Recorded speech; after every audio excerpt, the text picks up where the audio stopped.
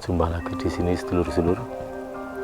Ini saya akan bercerita tentang pengalaman kita di Madakaripura, yakni air terjun yang berada di Kabupaten Probolinggo, tepatnya di sisi utara Gunung Bromo. Nah, Madakaripura ini merupakan air terjun yang kira-kira tingginya kurang lebih ya di atas 80 meter ya. Mungkin ada juga yang 100 meter.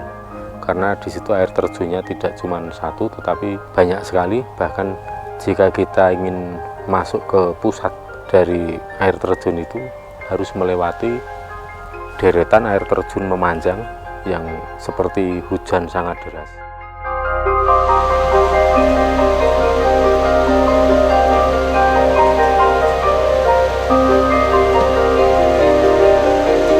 Ini adalah air hujan abadi.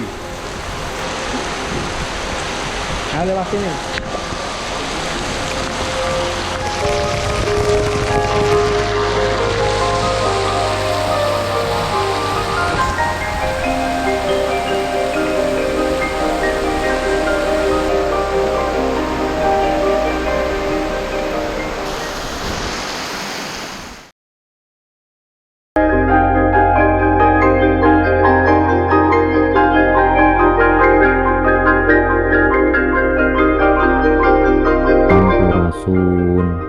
Om Swastiastu, salam Karaharjan, salam kebajikan, Namo Buddhaya. Kisah yang belum pernah terungkap antara Mahapatih Gajah Mada dan Prabu Siliwangi.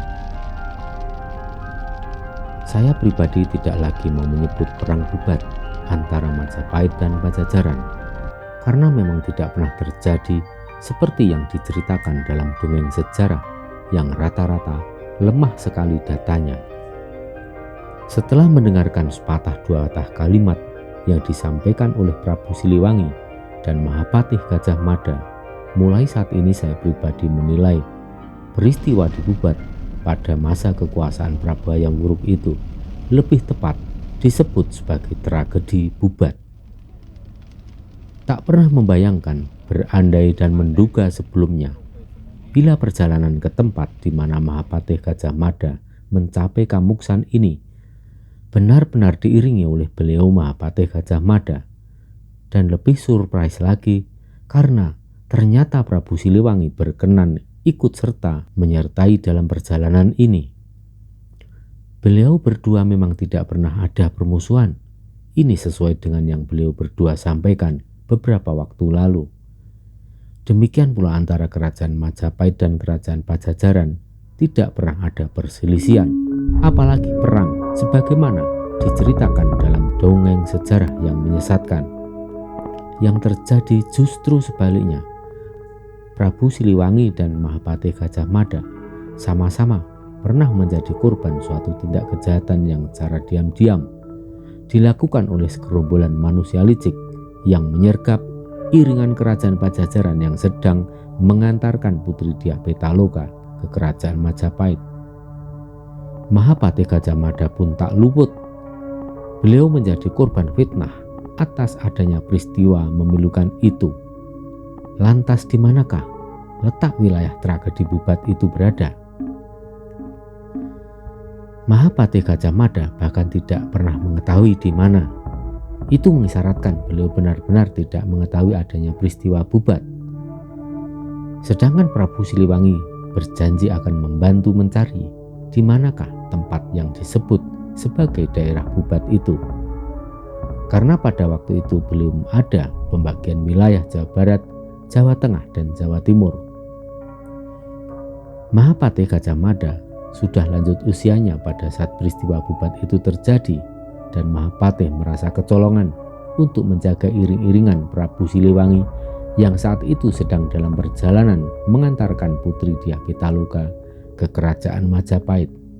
Misinya jelas, bukanlah maju perang, melainkan menerima pinangan Prabu Hayam Wuruk untuk dijadikan sebagai permaisuri, dan untuk suatu tujuan yang mulia, yakni mengumpulkan tulang yang terpisah atau ngelumpukke balung pisah antara kerajaan Majapahit dan kerajaan Pajajaran yang masih sama-sama alur darah dari Kerajaan Kutai Lama.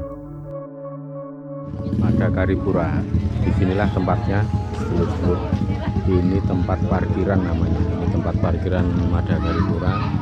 Kita kalau mau naik, parkir mobil di sini atau sepeda motor di sini. Kemudian ada ojek yang mengantar, satu orangnya 20.000 pulang pergi.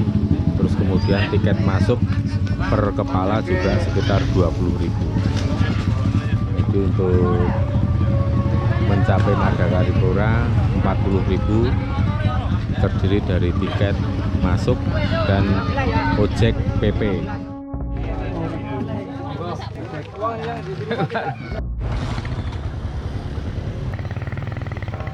Saya percaya suatu saat jika sudah tiba waktunya, akan ada kekuatan yang tidak bisa dibendung untuk mengungkapkan kepalsuan sejarah itu, agar generasi penerus bangsa dapat menyaksikan fakta yang sesungguhnya terjadi, agar generasi penerus bangsa paham dan bisa memilah mana hitam, mana putih.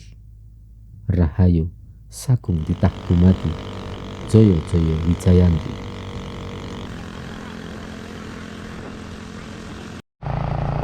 Ini di lokasi ini, pinten kilo? Saking tiketan lampah 1,5 kilo. Bahkan yang ini kok bau parkiran dugi kan? Parkiran di Titik star ini kok pakai. di parkiran terloket 2 kilo. Oh 2.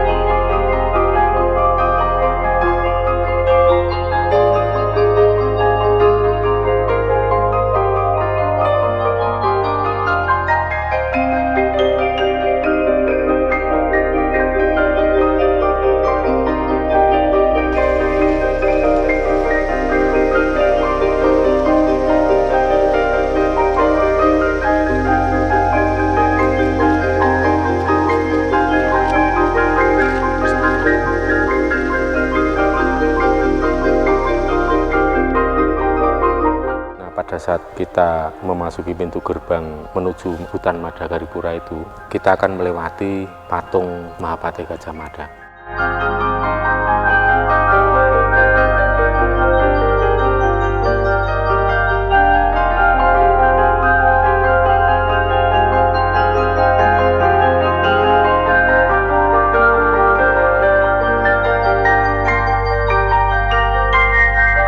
Nah, di situ energinya sebenarnya sudah luar biasa sekali terasa ya, tapi energinya ini luar biasa. Selain sangat kuat, tapi juga seperti membawa perasaan yang begitu mendalam, mungkin seperti apa yang dirasakan oleh Mahapatih Gajah Mada pada saat itu, pada saat beliau hendak mencari tempat untuk moksa. Ya, kita bisa menyelami dari perasaan yang benar-benar terasa pada saat itu.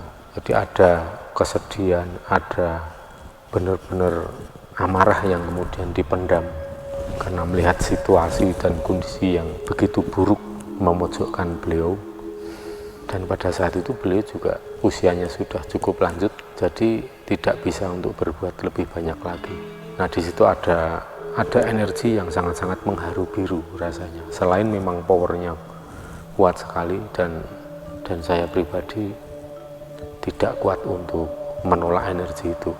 Kemudian kami benar-benar merasakan induksi, sehingga kami pun merasakan energi harimau putih yang masih kadang terlihat di sekitar Madagaripura.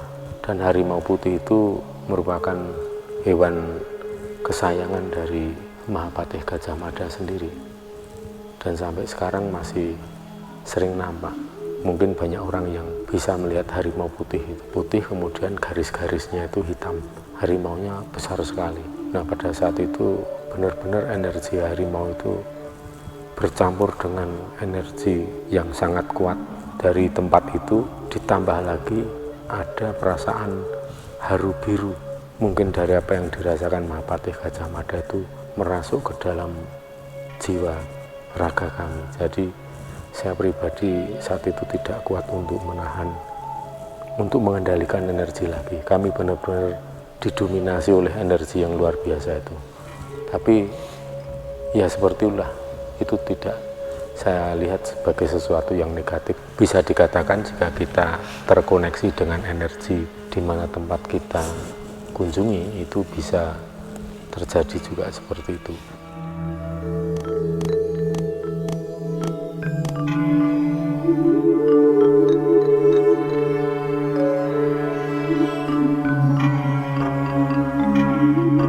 Kita di sini tepat berada di depan patung Mahapatih Gajah Mada.